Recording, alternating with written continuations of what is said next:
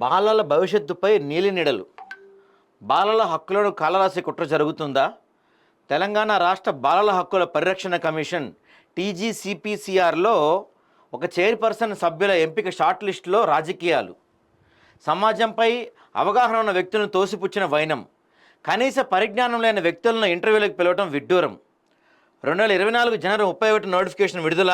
10 నెలల తర్వాత తిరిగి కొత్త నోటిఫికేషన్ విడుదల చేయడంలో మతలబ్ ఏంటి? ఇలా అయితే రేపటి భవిష్యత్ నిర్మాణం ఎలా సాధ్యం? ఆవేదన వ్యక్తం చేస్తున్న సంఘ సేవకులు. పూర్తి స్థాయిలో దీనిపై విచారణ జరపాలని డిమాండ్. షార్ట్ లిస్టును పూర్తిగా క్యాన్సిల్ చేసి మరోసారి ఈ ప్రక్రియ కొనసాగించాలని కోరుతున్న పలువురు సామాజికవేత్తలంట. తెలంగాణ రాష్ట్ర బాలల హక్కుల కమిషన్ చైర్పర్సన్ మిగతా సభ్యుల ఎంపికలో రాష్ట్రంలోని మేధావి వర్గాల నుంచి వ్యతిరేకత ఎదురవుతుంది. రేవంత్ సర్కార్ తీరుపై విమర్శలు వెల్లువెత్తున్నాయి. నేటి బాలలే రేపటి భావి భారత పౌరులన్న నానుడి మర్చిపోయి వారి భవిష్యత్తును అంధకారంలో నెట్టేస్తున్నారని ఆందోళన వ్యక్తం చేస్తున్నారు పలువురు సంఘ సేవకులు. అసలు విషయం ఏంటో చూద్దాం మనం. తెలంగాణ రాష్ట్ర బాలల హక్కుల కమిషన్ 6 సభ్యుల ఎంపిక కోసం గత సంవత్సరం అంటే 2024 జనవరి 31న ఒక నోటిఫికేషన్ విడుదల చేసింది. ఈ క్రమంలో సమాజంపై అవగాహన, బాలల భవిష్యత్తుపై ఎంతో కృషి చేసిన సామాజికవేత్తలను ఎన్నిక చేసి ప్రక్రియ మొదలైంది. కానీ ఏం జరిగిందో తెలియదు. తిరిగి 10 నెలల అనంతరం మరో నోటిఫికేషన్ విడుదల చేశారు. ఇక్కడ విచిత్రమైన విషయం ఏంటంటే అర్హులైన వారు దరఖాస్తు చేయలేదనే నెపంతో మరో నోటిఫికేషన్ ఇచ్చామని ప్రభుత్వం చెప్పడం గమనార్హం. అసలు విషయం ఏంటంటే తమకు ఊడిగం చేసేవారు, తమ అడుగులకు మడుగులొత్తేవారు, తాము చెప్పినట్లు నడుచుకునేవారు లేరని, తమ వారిని మాత్రమే ఎన్నిక చేయాలనే దురుద్దేశంతోనే రెండో నోటిఫికేషన్ విడుదల చేశారని మేధావులు ఆవేదన వ్యక్తం చేస్తున్నారు. ఎంతో అనుభవం ఉన్న మేధావులను, సంఘ సేవకులను విస్మరించి రెండోసారి దరఖాస్తు చేసుకున్న తమ వారిని, తమకు నచ్చిన వ్యక్తులను షార్ట్ లిస్ట్ చేసి వారిని ఇంటర్వ్యూకి పిలవటం ఏమన్నా న్యాయంగా ఉందని పలువురు వాపోతున్నారు. మరో దారుణమైన విషయం ఏంటంటే షార్ట్ లిస్ట్ చేసిన అభ్యర్థులు ఫిబ్రవరి 10, 11 తేదీల్లో అంటే నేడు రేపు 2 రోజులకు ఇంటర్వ్యూలకు హాజరు కావాలని మొబైల్ ఫోన్, ఈమెయిల్ ద్వారా సమాచారం అందించడం. 2024 సంవత్సరం జనవరి 31వ తేదీన ఒక చైర్పర్సన్ 6 సభ్యుల ఎంపిక చేయబడుతుందని మొదటి నోటిఫికేషన్ ఇచ్చారు. 10 నెలల తర్వాత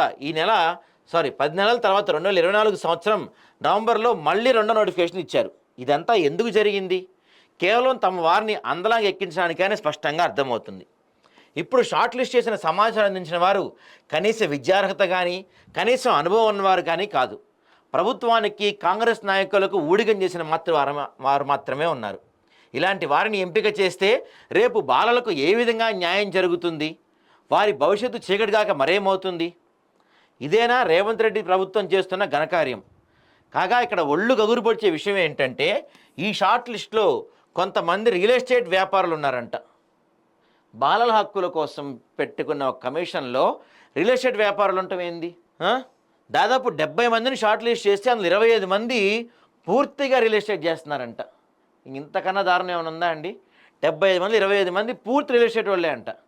రియల్ ఎస్టేట్ చేసుకునే వాళ్ళకి బాలల హక్కులకి ఏమైనా సంబంధం ఉంటుందా? వీళ్ళ బాలల కృషి కోసం, బాలల దానికోసం కృషి చేసేది వీళ్ళ.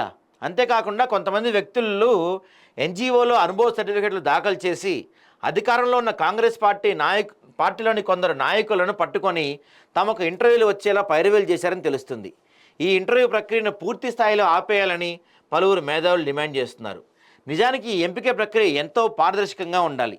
సామాజిక స్పృహ, సేవాతత్వం, బాలల మానసిక స్థితి, బాలల ఆలోచన విధానంపై అవగాహన, అదేవిధంగా మహిళల పట్ల సరైన నిబద్ధత కలిగిన వ్యక్తులను ఎన్నిక చేయాల్సి ఉంటుంది. అలాగే సుదీర్ఘకాలం మహిళలు, బాలల హక్కుల సంరక్షణ కోసం హితోధికంగా పనిచేసినటువంటి సామాజిక కార్యకర్తలను వివిధ స్వచ్ఛంద సంస్థల ప్రతినిధులను ఎంపిక చేయాల్సి ఉంటుంది. అలా కాకుండా కేవలం గాంధీ భవన్లో ఉంటూ కొంతమంది లీడర్లకు భజన చేస్తూ తమ బబ్బం గడిపే వారిని షార్ట్ లిస్ట్ చేయడం దారుణమని వారు అంటున్నారు. పైగా ఆన్లైన్లో దరఖాస్తు చేసిన కొంతమంది కొన్ని ఎన్జిఓల ద్వారా తెచ్చుకున్న అనుభవం సర్టిఫికెట్లను సబ్మిట్ చేస్తే కనీసం వాటిని పరిశీలన చేయకుండా షార్ట్ లిస్ట్ చేయడం దారుణమని, ఇలా నకిలీ సర్టిఫికెట్లు సబ్మిట్ చేసిన వారిపై పూర్తి స్థాయిలో విచారణ జరపాల్సిన అవసరం ఎంతైనా ఉందని వారు డిమాండ్ చేస్తున్నారు. కాగా తమకు నచ్చిన వారిని షార్ట్ లిస్ట్ చేయటం, అసలు నోటిఫికేషన్ ఎందుకు వేయాలని, నచ్చిన వారిని ఎంచుకొని వారికే అపాయింట్మెంట్ ఆర్డర్లు ఇస్తే సరిపోయేది కదా అని అంటున్నారు సామాజికవేత్తలు. నిజమే కదండి ఇది. మరి మరీ నీచమైన దారుణమైన విషయం ఏంటంటే దాదాపు 25 నుండి 30 సంవత్సరాల అనుభవం ఉన్న సామాజిక సేవా సంఘాల ప్రతినిధులను షార్ట్ లిస్టును తొలగించడం వెనుక ఉన్న ఆంతర్యం ఏంటి? దీని వెనకాల ఉన్న రాజకీయం ఏంటి? అసలు రాష్ట్రంలో ఏం జరుగుతుందని వాళ్ళు ప్రభుత్వాన్ని ప్రశ్నిస్తున్నారు. 2 నోటిఫికేషన్ల ద్వారా బాలల హక్కుల పరిరక్షణ కమిషన్కు దాదాపు 440 దరఖాస్తులు వచ్చాయని ఇంతకుముందే కొన్ని పత్రికలు రావడం జరిగింది. అయితే 1 సంవత్సరం వరకు రాష్ట్ర ప్రభుత్వం మౌనంగా ఉండి హడావిడిగా ఆగమేఘాల మీద 24 గంటల్లో 70 మందిని షార్ట్ లిస్ట్ చేసి వారికి ఈమెయిల్ ద్వారా మొబైల్ ద్వారా సమాచారం అందజేయడం వెనుక దాగి ఉన్న కుట్ర కోణం ఏమిటో రాష్ట్ర ప్రజలకు బహిర్గతం చేయాలని సామాజికవేత్తలు డిమాండ్ చేస్తున్నారు. టీపీసీసీ స్పోక్స్ పర్సన్, టీపీసీసీ ప్రధాన కార్యదర్శులను కొంతమంది గాంధీ భవన్లకు రెగ్యులర్గా వచ్చే వాళ్ళ కోసం మాత్రమే ఈ నోటిఫికేషన్ వేశారని స్పష్టంగా అర్థమవుతుంది.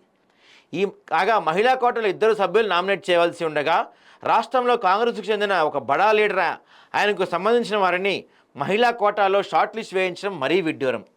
ఈ విధంగా పేరుకు మాత్రమే 70 మందిని షార్ట్ లిస్ట్ చేసి పిలవడం జరుగుతుంది. కానీ నాయకులకు అనుకూలమైన వ్యక్తులను ముందుగానే సెలెక్ట్ చేయడం జరిగిపోయిందని తెలుస్తుంది. అయితే Telangana state commission for protection of child rights commission ఎంపిక చేయబడిన షార్ట్ లిస్ట్ ప్రక్రియను పూర్తిస్థాయిలో రద్దు చేసి తిరిగి మళ్ళీ రీషార్ట్ లిస్ట్ చేయాల్సిన అవసరం ఎంతైనా ఉందని పలువురు సామాజికవేత్తలు డిమాండ్ చేస్తున్నారు. ప్రస్తుతం బాలలకు ఓటు హక్కు లేకపోవచ్చు, భవిష్యత్తులో వారే మీ భవిష్యత్తు నిర్ణయించే కీలకమైన వ్యక్తులు అవుతారనే వాస్తవాన్ని ప్రభుత్వ పెద్దలు గ్రహించవలసిన అవసరం కూడా ఉంది. రేపటి తరాన్ని నిర్మించండి, కానీ మొగ్గలోనే కూల్చివేయకండి అని మేధావి వర్గాలు ప్రభుత్వాన్ని సూచిస్తున్నాయి. తెలంగాణ రాష్ట్ర బాలల హక్కుల పరిరక్షణ కమిషన్లో ఒక చైర్మన్ మరియు 6 సభ్యుల ఎంపిక షార్ట్ లిస్ట్ అవకతవకలపై ఈ నెల 7వ తేదీన చింతకృష్ణ మరియు ఈదా భాస్కర్ తెలంగాణ హైకోర్టును ఆశ్రయించడం జరిగింది. నేడు రాష్ట్ర హైకోర్టులో విచారణ రానుందంటే ఈ కేసు.